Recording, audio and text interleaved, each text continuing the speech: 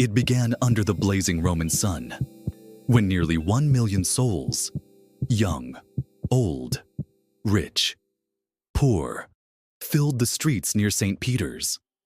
The air was thick with chants, with prayers, with the sound of faith itself echoing against the ancient stones. Pope Leo XIV stood before them, his white robes almost glowing, and, in his voice, a fire that shook the crowd.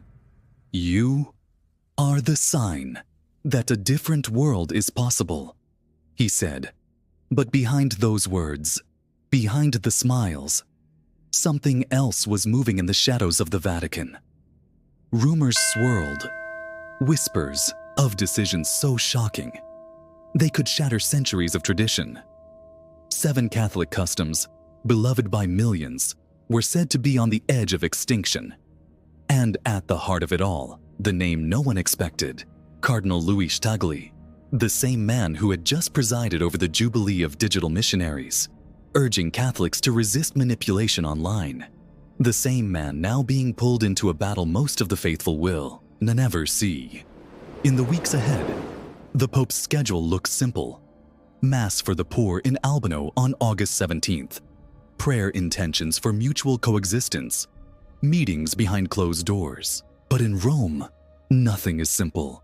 Inside the Apostolic Palace, senior voices are pressing him to act. Hardliners and reformers clashing in private chambers. Some say he's about to loosen the chains on the traditional Latin Mass. Others warn of tightening them forever. And through it all, Cardinal Burke and Cardinal Koch, 2 powerful names, are making their moves. Observers are already calling this the early test for Leo XIV. How he will handle the Capella case, how far he will go in cleaning up governance, disciplining movements, and perhaps cutting ties with the opulent culture of souvenirs and papal merchandise. It sounds harmless, until you realize these changes are the first ripples of something far greater. Because deep inside the Vatican's marble halls, a list has begun to circulate. 7 traditions, 7 customs, 7 sacred threads woven into Catholic life for centuries. And one by one, they are said to be under review. Some believe this list is real. Others call it fiction. But if it is real, if Pope Leo XIV truly signs it, then nothing will be the same. And here is the twist. Luis Tagle, the man seen by many as a bridge between old and new, is said to be the one holding the final recommendations in his hands, not as an enemy, but as the Pope's chosen messenger. The man who will stand before the faithful, smile with compassion, and announce a decision that could either renew the Church or tear it apart. The sun is setting on Rome tonight, the cobblestones still warm from the day.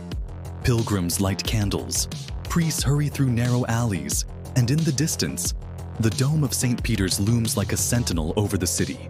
The faithful wait, the world waits, and somewhere behind those ancient walls, Pope Leo XIV and Cardinal Tagle know that the next words they speak will echo through history.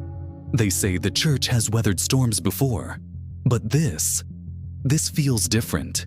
The air in Rome is heavy, like the moment before thunder splits the sky. Behind those towering bronze doors of the Apostolic Palace, there is movement, urgent footsteps, hushed voices, letters sealed with the fisherman's ring. Something is coming, and it will shake the bride of Christ to her very foundations. For 2,000 years, the Catholic Church has been the ark in the flood, the light on the hill, the city that cannot be hidden. Popes have risen and fallen. Councils have declared truth and condemned error. Saints have given their blood to guard what is holy.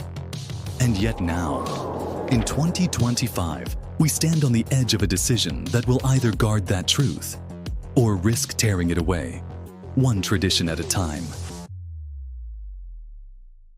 The list, yes, the list, is said to contain 7 sacred customs, 7 living pillars of Catholic devotion, For centuries, they've been the heartbeat of Catholic life. The rosary whispered in dark times, the incense rising like prayer into the vaults of heaven, the solemn Latin words of the Mass that echo like eternity. And now, according to those who have seen the draft, each one is marked with a red cross, marked for revision or removal. Why? The answers are as divided as the College of Cardinals itself. Some say Pope Leo XIV believes the Church must shed barriers to draw the young back into the fold. Others whisper of pressure. Pressure from certain factions who see the old ways as threats to their vision of the Church's future. And in this storm, Cardinal Luis Tagle stands not as a mere observer, but as the lightning rod. It was Tagle, gentle, smiling, yet unflinching, who just days ago stood before a sea of Catholic digital missionaries, warning them of manipulation, of lies dressed as truth. And yet, those close to the papal household say, he will be the one to carry the Pope's final decision to the world. The shepherd who will deliver a decree that could divide the flock like never before. Inside the Vatican, the spiritual battle is not just metaphor. It is war. Prayer groups meet in shadowed chapels, begging God to stay the Pope's hand. Others pray for courage to embrace the changes, believing they are the Spirit's will. Ancient marble halls that once rang with chants now echo with debate, with confrontation, with a clash of visions for the bride of Christ. Angels and demons both watch, and beyond the walls, the faithful are restless. In the Philippines, in Africa, in the Americas, messages flow faster than the Tiber, some bracing for heartbreak, others daring to hope for renewal.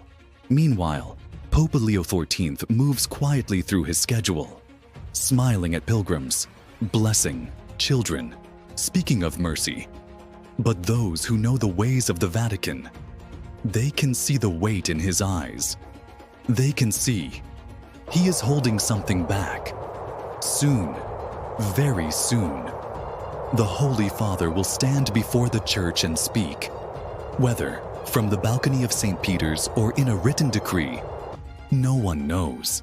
But when he does, the sound will carry from the cobblestones of Rome to every cathedral and chapel on earth.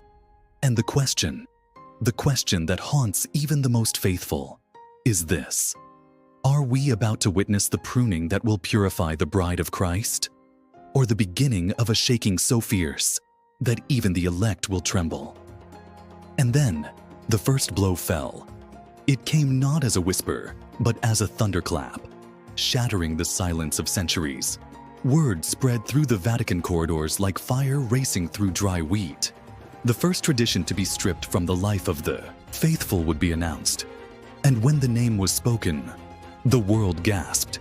It was the suppression of the Latin Mass in every parish without explicit papal approval. Not a soft adjustment, not a gradual fading, but a direct, unmistakable decree.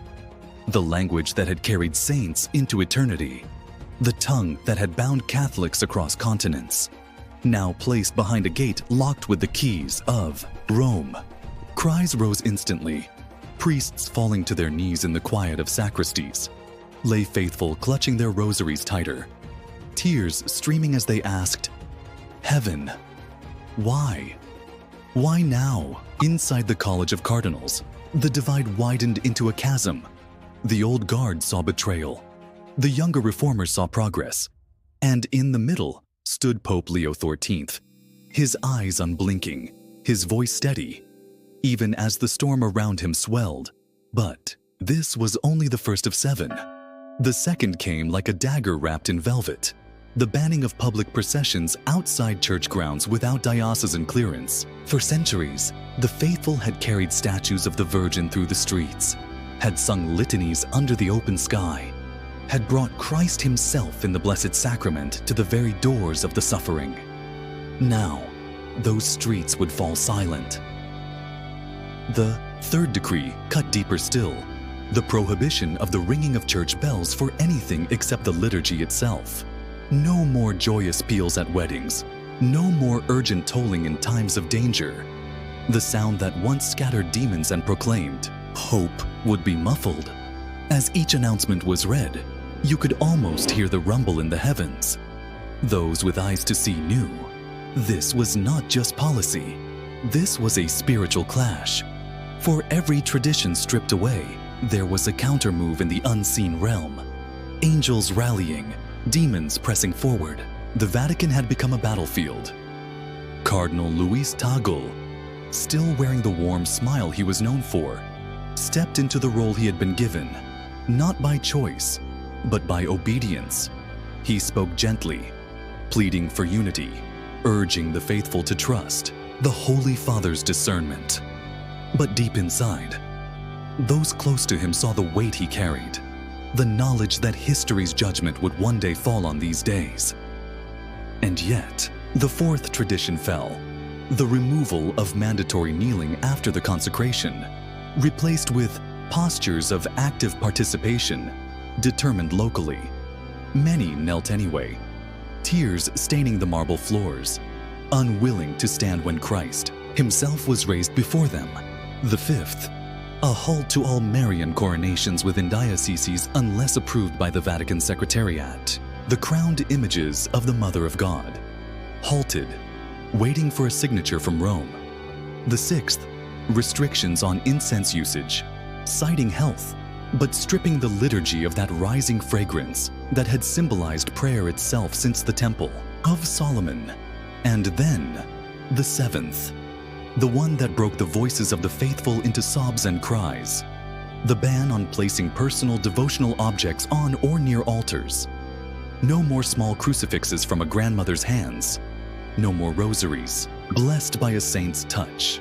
The altar would stand bare, stripped of the personal faith of the people. When the seventh was read, a shadow passed over the city of Rome. Not a storm cloud, but the feeling that heaven itself was watching, holding its breath. And in that moment, somewhere in the city, a bell that was not supposed to ring began to toll. Slow, measured, defiant. The bride of Christ was not broken. Not yet. But she was being purified by fire, and the flames had only just begun to rise. And then, the days after the decree felt like the opening of the seals in the book of Revelation. The morning after the bans, pilgrims still gathered in St. Peter's Square, but the air had changed. The chatter was quieter, the smiles thinner. Priests moved through the crowd with unreadable faces, their cassocks fluttering in the summer breeze like black banners in a war camp. Some blessed the faithful, others avoided their gaze entirely. It was as if every soul there knew the battle had entered a new and dangerous phase. Inside the Apostolic Palace, the marble corridors were no longer just halls of history. They were war trenches. Factions had drawn invisible lines. Cardinals whispered in Latin so quickly it sounded like the rattling of chains. The so-called guardians of tradition met secretly in candle-lit rooms beneath the Basilica, praying rosaries until their fingers bled. Meanwhile, the new fire faction drafted letters to dioceses, calling for obedience, framing the changes as the Spirit's will for a new millennium. But the greatest tension of all was not in the meetings. It was in the chapel of the papal apartments, where Pope Leo XIV knelt alone before the Blessed Sacrament. Those who happened to pass the half-open door swore they saw his shoulders shaking, not in weakness, but in the weight of a man who knew heaven was listening and watching every decision he made. In the streets of Rome, strange signs began to appear. A crucifix outside a small convent was found weeping tears, not of water, but of what witnesses swore was blood. A priest who had served the Latin Mass for 50 years collapsed at the altar, only to rise minutes later declaring he had seen a vision. St. Peter himself, standing at the bronze doors, warning, "Do not let the keys fall into the wrong hands." And yet, in the midst of this spiritual earthquake, Cardinal Luis Tagle was seen walking through the poorest quarter of Rome, blessing children, speaking to street preachers, giving bread to the homeless. Cameras captured him telling one beggar, "Christ does not abandon his bride." The image spread across the world, but so did the rumors that Tagle was working both sides, a bridge between those who clung to the past and those rushing toward the future. Then came the twist no one saw coming, an anonymous letter sent to every major Catholic news outlet, claiming that the 7 bans were not the Pope's idea at all, but the demand of a secret Vatican committee, assembled in the final months of Pope Francis's pontificate. The letter accused high-ranking officials of plotting to reshape the Church's visible identity before Leo XIV could establish his own power. Some called it a conspiracy theory. Others whispered that it was the truth. And deep within the Apostolic Library, locked away from the public, a centuries-old prophecy was being reread by trembling hands. A prophecy that spoke of a pope who would strip the altars bare, not by choice, but by chains unseen. As these whispers grew, so did the spiritual pressure. Across the world, adoration chapels overflowed with the faithful crying out for mercy. In the Philippines, hundreds processed barefoot through the rain carrying images of Our Lady. In Poland, tens of thousands gathered in candlelight, chanting the rosary in Latin despite the new restrictions. In Africa, priests vowed to keep traditions alive, even if it costs our lives. And then, on the night of August 15th, the Feast of the Assumption, a lightning bolt struck the cross atop St. Peter's Basilica. It didn't destroy it, but it lit it with a glow that lasted for minutes, as if heaven itself had set it aflame. Thousands saw it. Vatican guards called it natural, but the faithful, they knew. It was a sign, a warning, a promise. The bride of Christ was entering her purification, and the clash of powers had only begun. Somewhere in the Vatican, someone was already drafting the next decree, one that would shake not just traditions, but the very hierarchy of the Church itself. And then, it happened. In the dead of night, the bells of St. Peter's, silent since the decree, began to ring on their own. No ropes pulled, no hands touching them. Just a deep, echoing call rolling across Rome like the voice of eternity. Cardinals were jolted from their beds. Priests rushed to the piazza. Pilgrims fell to their knees. From the balcony, Pope Leo XIV appeared, not in white, but draped in a crimson stole, holding high the monstrance. Behind him, lightning illuminated the dome, and for one heartbeat, the host itself seemed to blaze like the sun. In that moment, all factions froze. The power struggles, the whispered plots, the secret documents. None of it mattered. The bride of Christ stood in the open, radiant and unbroken, her heart beating in the hands of her shepherd. And as the thunder roared, a voice, clear, unshakable, rose above the storm.